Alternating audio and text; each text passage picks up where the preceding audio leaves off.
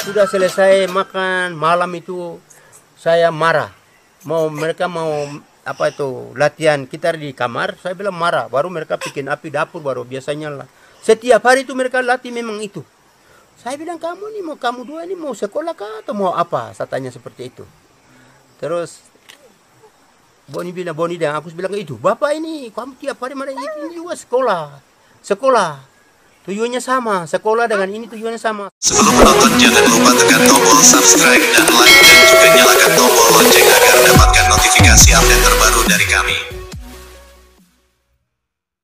Dengan semua fasilitas dan skill yang saya miliki, walaupun sederhana, saya ingin berbagi kepada siapapun, terutama generasi muda Papua, untuk kita bisa maju bersama-sama dan kita bisa bersaing di bidang musik demi kemajuan teman-teman dari Papua supaya dapat bersaing dengan teman-teman dari luar Papua.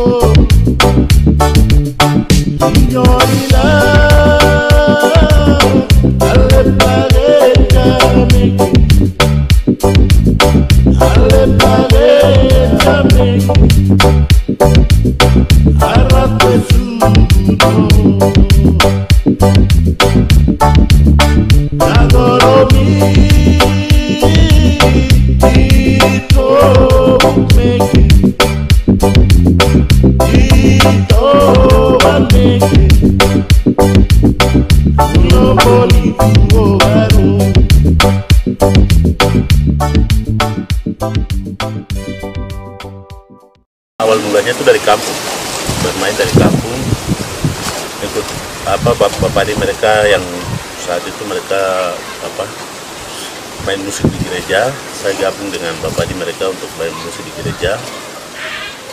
Waktu itu kira-kira saya masih umur berapa? 12 tahunan, masih 12 tahun. Nah, itu saya sudah mulai bermain musik. Main musiknya tuh masih main gitar ini, stand bass yang orang biasa main pakai senar dua ini, dibuat pakai kayu itu, masih main itu.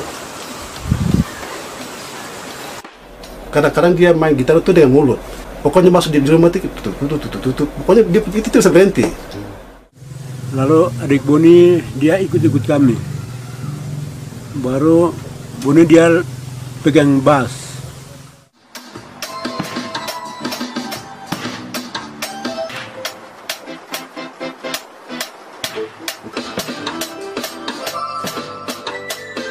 Sudah selesai makan malam itu saya marah. Mereka mau apa itu latihan kita di kamar, saya bilang marah. Baru mereka bikin api dapur baru biasanya lah. Setiap hari itu mereka latih memang itu. Saya bilang kamu dua ini mau sekolah kah atau mau apa? Saya tanya seperti itu. Terus Boni dan aku bilang itu, Bapak ini kamu tiap hari mereka ini juga sekolah. Tujuannya sama, sekolah dengan ini tujuannya sama. Saya bilang kamu tuh. Padahal saya tidak tahu.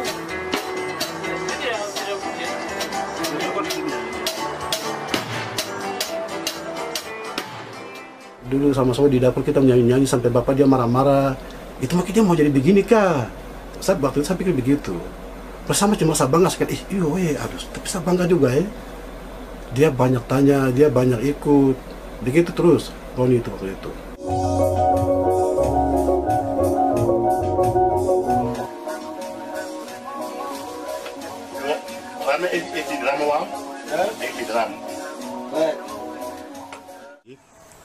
Nah, waktu itu pas Bapak dari sini ada mau kirim uang ke sana, ke Jayapura untuk beli apa? Beli lagi mau biaya kuliah. Uang itu Bapak mau kirim ke sana untuk biaya kuliah. Nah, uang itu saya sampaikan kepada Bapak, bagaimana kalau uang ini saya beli keyboard, karena saya rasa bahwa lewat bermain musik, menciptakan lagu, apa segala macam untuk bikin album, orang mungkin ke depan orang bisa hidup seperti begitu, tidak mungkin harus kuliah saja. Bapak kirim uang yang simpan untuk praktek itu kirim sudah. Saya mau beli barang ini, barang alat ini, apa itu keyboard. Keyboard yang Bapak tadi bilang dia kirim uang baru kirim keyboard. Ini sudah jadi rongsokan, ada 3, ini PSL 3000 semua, ini yang saya punya. Pertama Bapak kirim uang, saya beli pakai ini yang kedua dari grup Umaili. Yang ketiga ini lagi saya beli lagi sendiri. Mungkin saya harus beli keyboard sekitar berapa ya? 4 keyboard. Ya.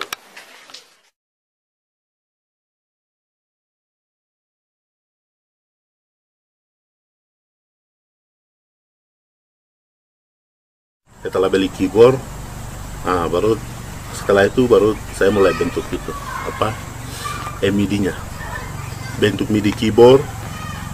Prosesnya itu sangat setengah mati waktu itu, karena di saat itu tidak ada internet, terus macam kita mau cari video tutorial juga susah. Terus prosesnya di dalam itu buku panduannya itu semua versi bahasa Inggris dan bahasa dari luar negeri, bukan bahasa Indonesia. Makanya waktu itu proses belajarnya itu agak rumit, karena sudah punya keyboard, mau baca tutorialnya susah. Saya minta teman-teman yang jurusan bahasa Inggris waktu itu ada di Jayapura, minta mereka punya buku-buku kamus-kamus bahasa Inggris. Saya simpan data-data itu. Saya mulai terjemahkan bahasa Indonesia ke bahasa Inggris. Terus bahasa Indonesia off itu apa, on ini seperti apa, saya mulai utak-atik keyboard itu sampai jadi. Setelah jadi baru saya save itu mulai masukkan drumnya, terus mulai bassnya, terus macam musik etnik ini, macam ini musik Piccolo. Lagu-lagu Piccolo ini cara orang main senar 4 itu seperti apa, itu langsung saya sudah ada feeling bahwa nanti bunyi senarnya seperti begini. Saya main, baru saya masukkan dalam di keyboard. Dari saat itu sudah mulai terbentuk itu musik MIDI etnik Pegunungan Tengah.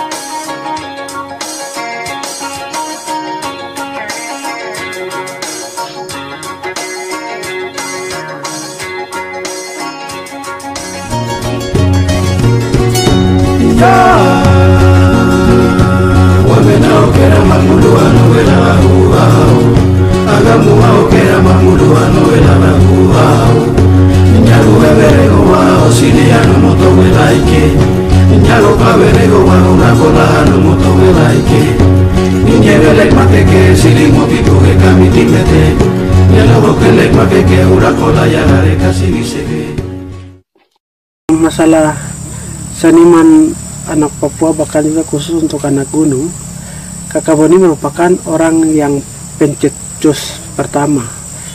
Sebelum ada beberapa kakak-kakak yang rancang style atau MIDI di dalam keyboard. Dan saya juga termasuk dapat belajar, dapat ilmu juga dari Kakak Boni sendiri. Dari hasil MIDI itu sudah ada beberapa album yang sudah keluar, seperti album dari Lani Jaya, dari Yaokimo, yang kita bikin seperti beberapa album-album yang sudah keluar, orang sudah dengar di TVRI di mana-mana. Nah, itu style-style kalau dengar beda, itu berarti itu aliran musik atau MIDI yang kita bangun, kita bikin sendiri dari seperti yang diajarkan oleh Kakak Boni.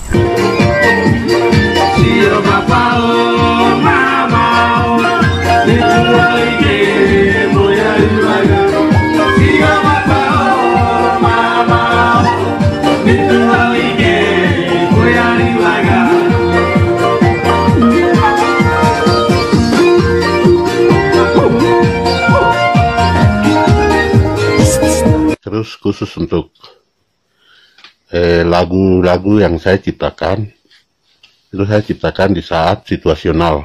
Jadi di saat itu ada peristiwa apa, ada kejadian apa, itu langsung saya biasa tuangkan dalam bentuk lagu. Jadi hampir semua lagu yang saya ciptakan itu terjadi karena ada situasi dan kondisi tertentu.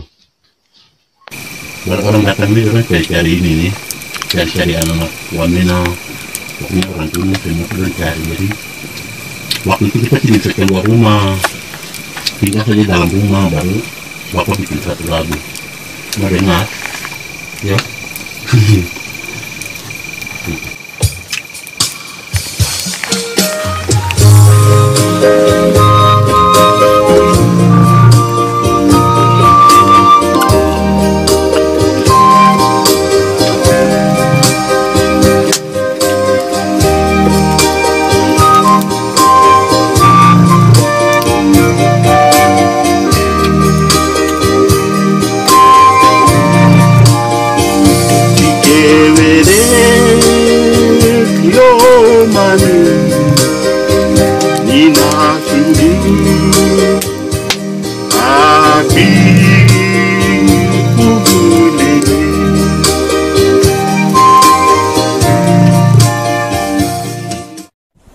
Setelah saya melalui proses yang panjang, saya berhasil menciptakan beberapa album, yaitu album tape.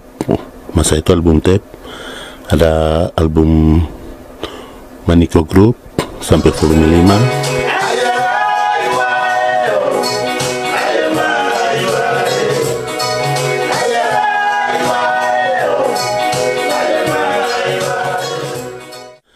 Ada album Umaeli, dan selanjutnya saya belajar proses untuk cara membuat video klip, dan saya sudah membuat beberapa album video klip. Yang pertama dari Omanggiar Group, yang kedua Alaninum Group volume perdana, yang ketiga Wakawok Group, yang keempat Negelaki Voice, yang kelima itu video lagu-lagu etnik dari Wamena.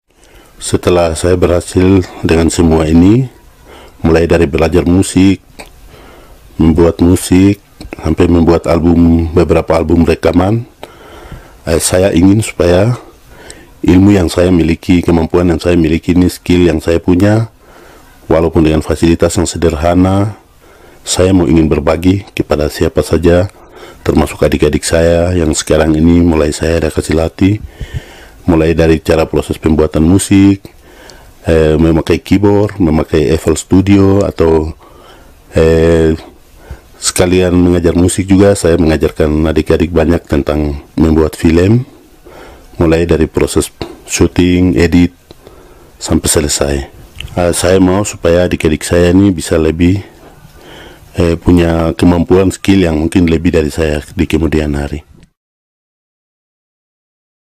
Jadi saya dengar dari temennya bilang, aduh ada kakak satu udah dari Wamena, dia bikin MIDI tapi dia main melodi di keyboard, bukan main di gitar betul tapi dia main melodi, pokoknya melodi kayak PNG betul di keyboard. Jadi akhirnya penasaran ini kakak siapa, akhirnya saya cari tahu sendiri.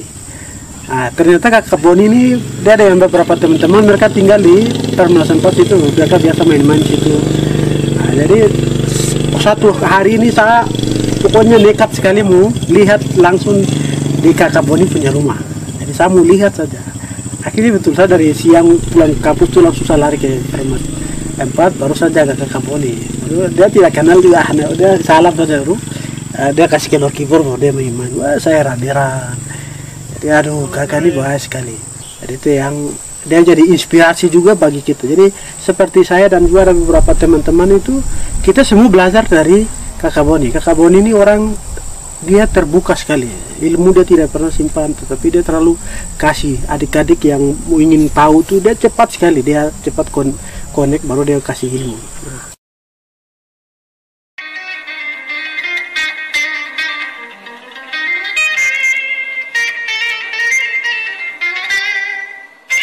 Dan ciri khasnya itu dia orangnya rendah hati sekali.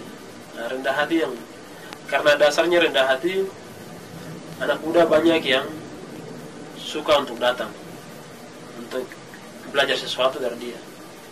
Waktu mereka ikut ke kakak Boni, mereka lihat ternyata sama, ada jiwa yang seperti itu. Kakak punya jiwa itu jiwa berbagi. Dan waktu mereka berjumpa dengan kakak, mereka tidak rasa seperti orang asing. Karena kakak banyak bermain, banyak cerita seperti biasa, tukar pikiran bebas. Kakak biasa ada satu alat yang kakak punya, misalnya keyboard, mic, kakak selalu pasang. Jadi kami tidak minta untuk kakak harus bagi ilmu atau buat sesuatu dengan kami. Kami datang jalan-jalan untuk tukar pikiran. Tapi yang luar biasanya tuh kakak biasanya bawa alat-alat semua yang dia punya. Pokoknya semua yang ada itu dia kasih. Dia bawa keluar pasang dan sambil cerita begitu kita main-main, coba-coba. Jadi sampai pulang ke rumah adik-adik itu mereka selalu bilang, aduh, ini luar biasa sekali ya. Orang yang punya hati seperti ini kita tidak mungkin dapat tempat lain. Jadi mereka senang sekali waktu pulang itu pasti ada kesan yang luar biasa sekali. Jadi satu kali saya suruh kakak saya mau tahu cara bikin MIDI itu bagaimana. Dia ke rumah, waktu saya tidak punya keyboard, jadi saya pinjam teman satu dia punya, baru dia kasih aja. Ini cara bikin begini, ini kasih masuk bassnya begini. Jadi dari sekian juta ribu musik yang ada di dunia, bahkan juga di pegunungan, bahkan juga di Papua, cara bagaimana kita menciptakan musik dari kita punya karakter kita sendiri. Itu kakak Boni punya. Itu yang saya ingin tahu. Akhirnya saya panggil kakak Boni datang, baru dia bilang cara bikinnya begini. Buka, setelah itu masuk kain. Kita pertama bikin pasang metronom, baru drum, baru bass, baru musik lain mau kasih masuk ukulele kah. Yang penting musik itu dia lahir dari kita, bukan yang ada di standar keyboard. Yang kita dari inspirasi kita. Itu yang kakak Boni berikan ilmu ini sampai hari ini saya bisa berkembang. Hari ini saya bisa bikin musik baik, itu hanya dari kakak Boni juga.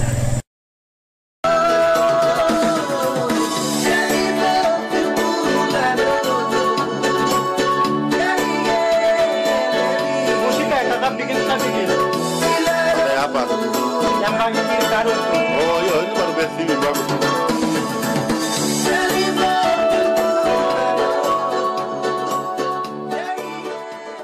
Terus waktu itu saya kecewa, tapi sekarang baru sudah Boni punya itu betul. Saya senang dan gimana mana dia kenal. Luar biasa. Menurut saya bangga sekali ini. Berarti adiknya sudah ikut saya ini. Saya bangga itu bukan main punya. Saya bangga sekali itu adik. Itu yang saya bangga sekali, kakak Boni itu luar biasa. Dia orang seniman sejati untuk pegunungan itu kakak Boni. Gitu.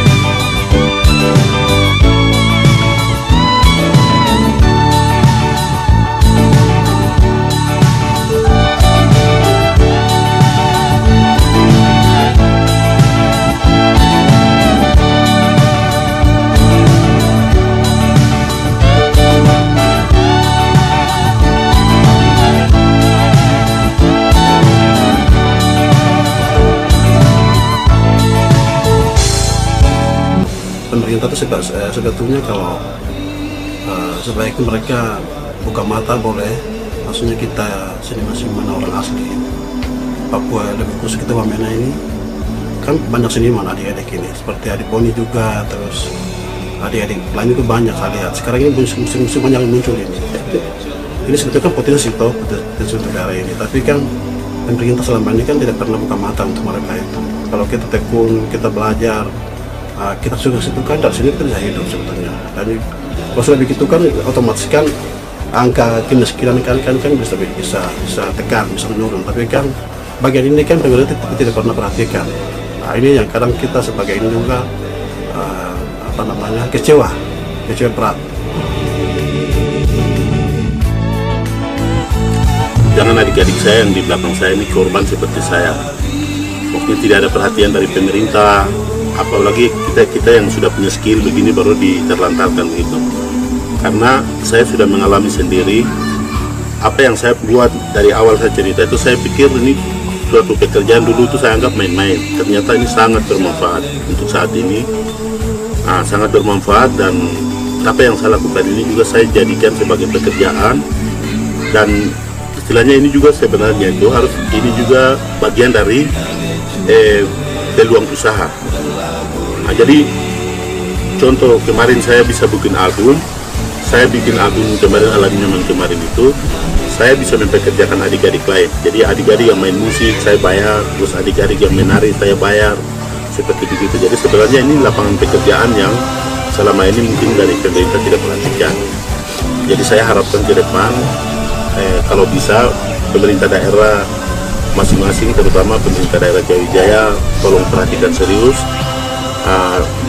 adik-adik teman-teman yang punya bakat di bidang musik, bidang seni yang ada di kabupaten ini bisa diperhatikan lebih serius dengan mungkin dana ekonomi khusus yang ada, bisa dibuatkan sangga pembinaan macam-macam begitu, supaya adik-adik yang terlantar, yang punya skill, punya kemampuan tapi tidak punya fasilitas, tidak punya tempat, itu kita bisa rangkum, bisa kumpul di suatu tempat untuk membuat kegiatan seperti ini. Ya, lewat cara-cara begini, lewat film, lewat lagu-lagu, lewat apa yang mereka produksi, bisa mengangkat nama daerah, termasuk juga bisa mempekerjakan adik-adik yang sementara ini lagi punya keinginan untuk maju.